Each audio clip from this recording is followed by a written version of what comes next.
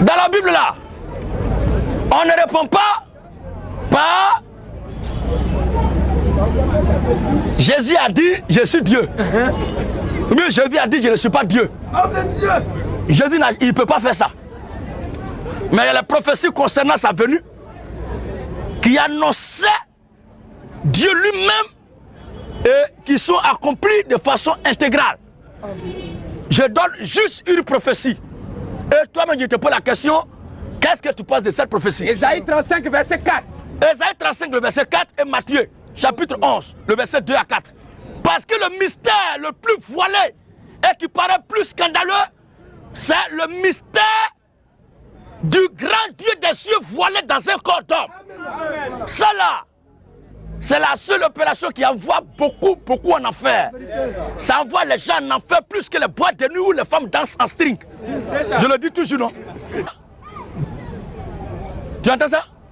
Dieu viendra lui-même. Il n'a pas dit qu'il va envoyer quelqu'un.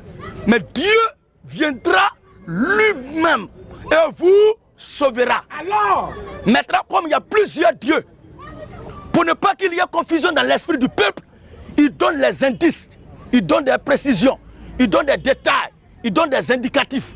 Comme par exemple, Dieu mon frère, c'est un exemple. Hein? Voici les indicatifs, voici les signes, voici les indices qu'il donne lorsqu'il serait là, par lesquels son peuple va le reconnaître. Amen. Maintenant, Jean-Baptiste a été envoyé en tant que prophète pour préparer l'arrivée de ce Dieu-là.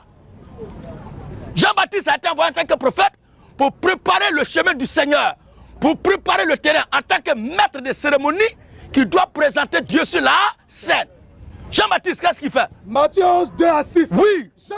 Jean-Baptiste de sa cellule là-bas, ayant entendu parler dans sa prison, des œuvres du Christ, par sa disciple. Parce que Jean-Baptiste lisait la prophétie et que lui devait être vivant et annoncer la rentrée en scène de Dieu lui-même. Parce que l'Écriture dit, il viendra lui-même et vous sauvera.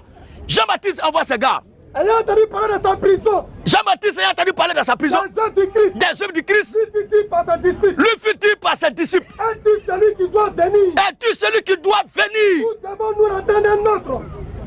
Jésus n'a répondu. Jésus n'a pas dit oui ou bien non. Il lui a donné aussi, il a ramené à une prophétie. Parce que les enfants de Dieu s'accrochent aux promesses de Dieu. Ils s'attachent à la prophétie du Seigneur. La promesse, ça veut dire quoi? Il viendra lui-même. Il viendra lui-même. Et vous sauvera. Et vous sauvera. Alors s'ouvriront. Alors s'ouvriront. Les yeux des aveugles. Les yeux des aveugles. Alors s'ouvriront. Oui. Les oreilles des sourds. Les oreilles des sourds. Alors le boiteux. Le boiteux. Sautera comme un cerf. Tous les adamants dans toi vont marcher correctement. Et la langue du muet. Oui. Éclatera de joie.